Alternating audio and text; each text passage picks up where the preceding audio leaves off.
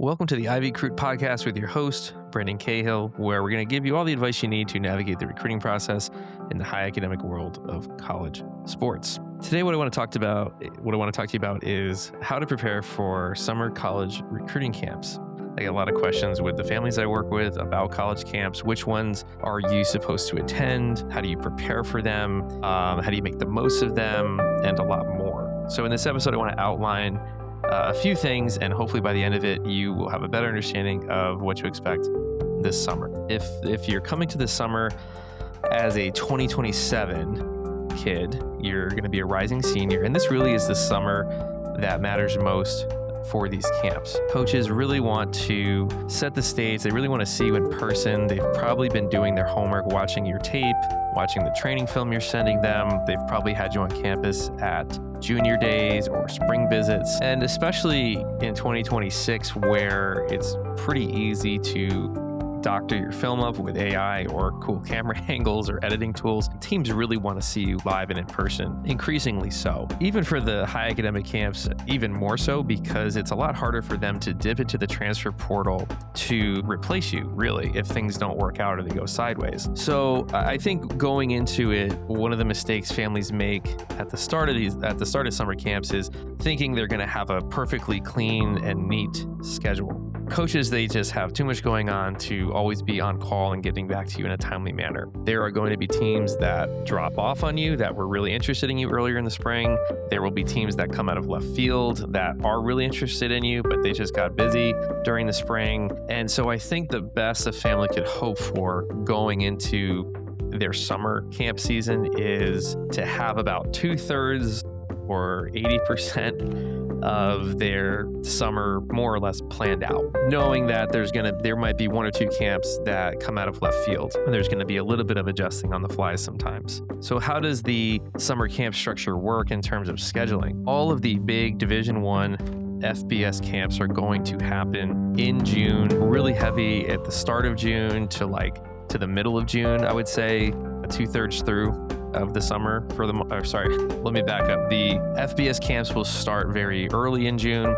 I think this year they're starting even May 30th, just with how the calendar worked out. And those will be happening the first 3 weeks of June quite heavily. There's going to be dates where there are multiple schools having the same camp on that date, and families are going to have to figure out which ones they want to go to. Then as we get to the middle of June and then into the middle or back end of July, that is when all of the FCS Division I schools are going to start having their camps as well. So these are your Ivy League, Patriot League schools, your CAA schools, and basically by the end of June, the FBS camps are done. The big FBS schools are done by the end of June, but middle of June to middle of July is when the Ivy and Patriot League are going to be having the bulk of their camps going on. All the while, there are going to be a couple mega camps where there will be one location, but many programs attending at the end of June for the Wesleyan Red and Black camp. It's a good example of this.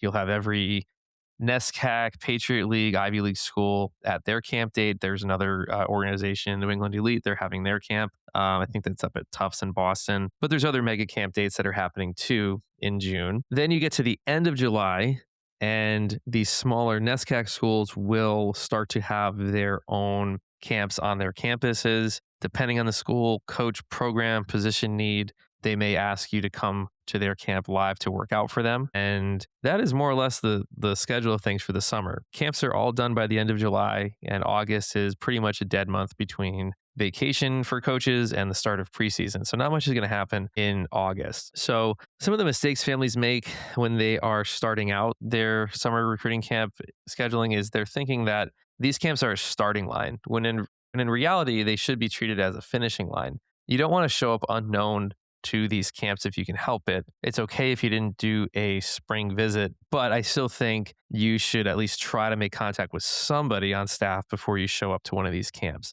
If you show up cold, you are going to be at a bit of a disadvantage to the kid who's been emailing, visiting, and building a relationship with coaches for 6 months. That kid's going to have an edge. But it's not a perfect edge. You still have to show out and do really well at these camps, physically speaking, but that's a little bit easier to do when you've already put the work in to make inroads with these programs. I think the kids that walk away from the summertime with offers and all that stuff, those are usually the kids who've been networking and emailing for months prior to showing up to the summer camps. If you're showing up cold and it is your starting line, it's okay. It doesn't mean it's the end of the world. It just might mean that coaches are going to wait until they see your fall tape to make a decision on you. Ideally, you would have been doing junior days, you would have been having a weekly or biweekly touch point with these coaches, sending them film updates, check-ins, and all that fun stuff. So if you're a 2028 kid or younger, really make sure you block off next winter and spring as your major relationship building time blocks prior to summer camp.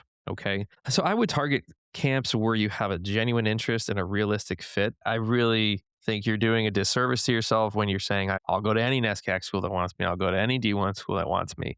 Well, going to college in rural Maine is very different from going to college in New York City, very different from going to a suburban college in Ohio. Thinking about the weather, think about how far away you are from home. If you're a STEM kid, maybe you want to focus on engineering school or vice versa. So at this point, we got to get away from the spray and pray method, and you really want to be targeted on the schools you're actually interested in.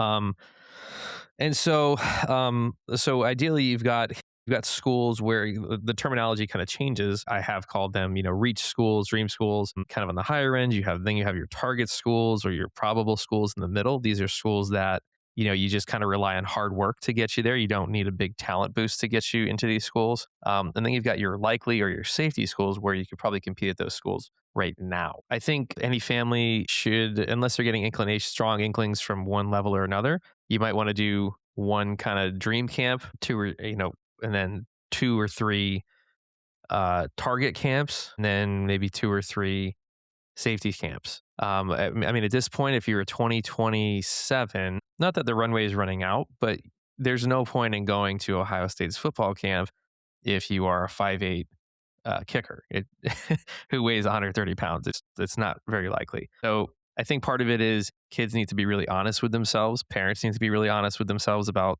the level that's realistic for your child to play at. You can actually go to the huddle accounts of the kids who are starting at the schools you want to play for and compare them to yourself. Do I actually look like those guys on that tape, or am I just being delusional? So if you if you reach out and do a discovery call or work with me, I can take you through the planning process a bit more on the summer camp side of things. Also, I might start doing some open Q&As as well. Anybody can drop in. Those are free. It's just good for me to have some kind of open weekly outlet where people can drop in and can learn what people want to ask questions on. So once you get to the camps themselves, you really want it to be your kid's show. Nothing wrong with mom and dad going to camp, but you really got to let Johnny do his thing. You can be in the stands. That's fine. You can take video, but please, for the love of God, do not be overbearing. Do not be the parent that is hard selling the coach on your kid. At this point, it's not high school football. It's not daddy ball. It's let Johnny do his thing. Let his play speak for himself. At this point, he's got to know to make eye contact, have good posture, have a good firm handshake, and definitely do not be fighting with your kid in front of a coach. That's a big red flag. Almost no kid is going to have talent greater than the potential problems a problem parent is going to present for them. Bury the hatchet if there's stuff going on.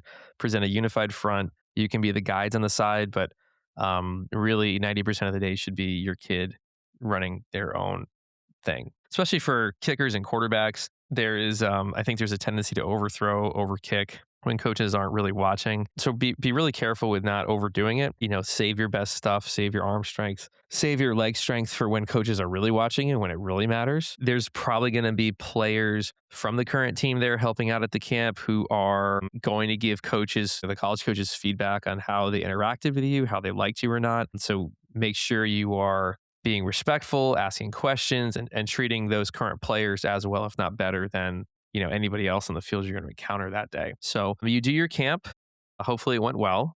And you follow up with the coach. You say thank you. Of course, you can post it on social media. That's fine. Then after the camp, within 24 to 48 hours, you want to make sure you send some kind of thank you note. Reference something specific about the camp you really enjoyed, and always kind of leave the door open for the next interaction. So you might say something like, Coach, had a great time at the camp. I really enjoyed meeting your starting long snapper, Johnny. He really had some great things to say about the program and working with you.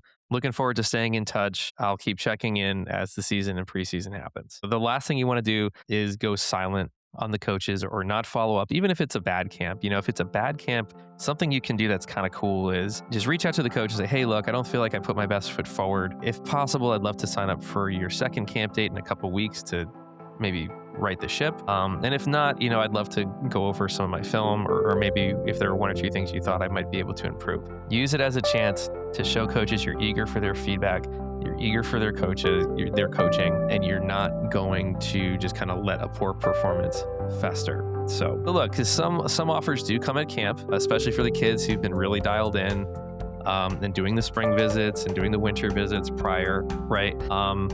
And I would say that's kind of the first wave of recruiting. There is going to be a second wave of recruiting that happens probably mid-fall at the end of September into the end of the season. So I would say probably still 2/3 of kids, even the high academic kids, are still going to find out where they're going in that second mid-fall wave of recruiting. So if you don't get an offer at the end of the summer, it's definitely not the end of the world. There will be a second recruiting wave that happens in the fall that kind of extends into midwinter even sometimes. In general, though, the higher academics do want to move faster than other colleges, mostly because they have to.